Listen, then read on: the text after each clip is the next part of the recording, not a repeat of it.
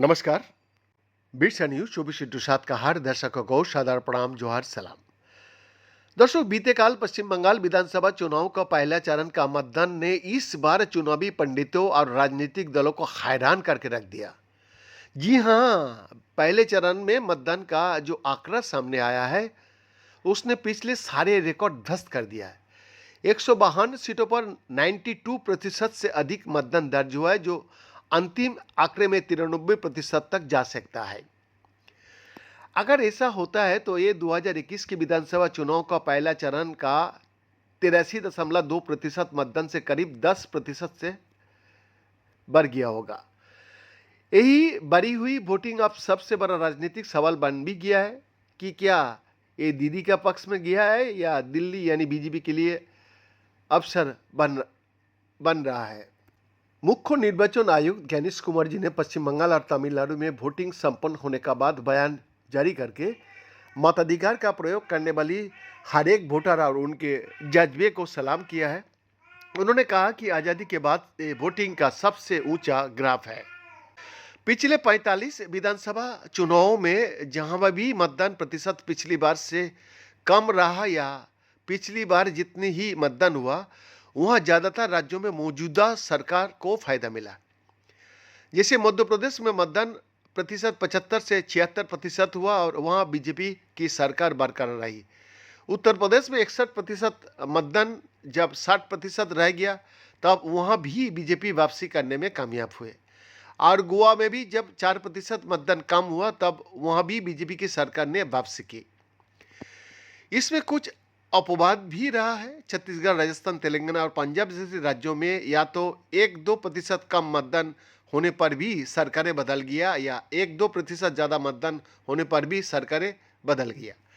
हालांकि big picture में देखें तो वोटिंग पैटर्न वह कहता है जब 7% या उससे ज़्यादा मतदान हो जाए तो इसके दो मतलब होना चाहिए। या तो जनता मौजूदा सरकार को पूरी ताकत के साथ वापस लाना चाहती है या मौजूदा सरकार को पूरी ताकत के साथ हटाना चाहती है।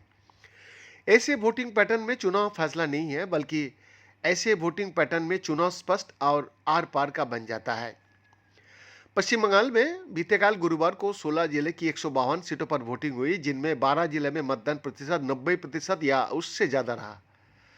इनमें भी सबसे ज़्यादा वोटिंग दक्षिण दिनाजपुर में हुई, जहां 94.4% लोगों ने वोट डाले। यानी आप ऐसे समझ लीजिए कि दक्षिण दिनाजपुर में हर 100 में से लगभग 95 वोटर्स मतदान केंद्रों पर अपना वोट डालने आए। उधर दक्षिण दिनाजपुर में कुल 6 विधानसभा सीट आती है, जहां मुसलमानों की आबादी लगभग 25% है और हिंदुओं की आबादी 73.5% है। यानी जिन सीटों पर हिंदू वोटर्स निर्णायक है, उस जिले में सबसे ज्यादा मतदान हुआ है।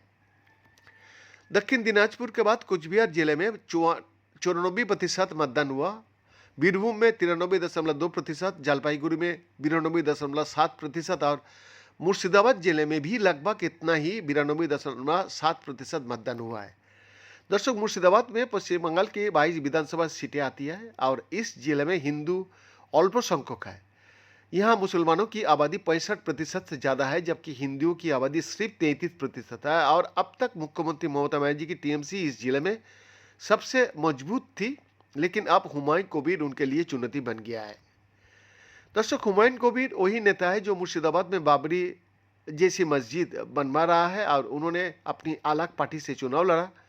अगर हुमायूं कबीर मुस्लिम वोटों का विभाजन करता है तो यहाँ मुर्शिदाबाद के कम से कम 13 सीटों पर समीकरण बदल जाएंगे और हुमायूं कबीर और टीएमसी की लड़ाई में बीजेपी को यहाँ फायदा हो सकती है।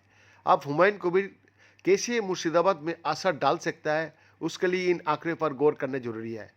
हुमायूं कबीर रेजीनगर सीट से चुनाव लड़ा है, जहाँ 2021 में 85.5% मतदान हुआ था, लेकिन इस बार यहाँ 91.2% वोटिंग हुई है। हुमायूं जिस दूसरी सीट से चुनाव लड़ रहा है उसका नाम है नौदा। इस सीट पर पिछली बार 86.2% मतदान हुआ था, लेकिन इस बार यह भी 93% मतदान हो चुका है।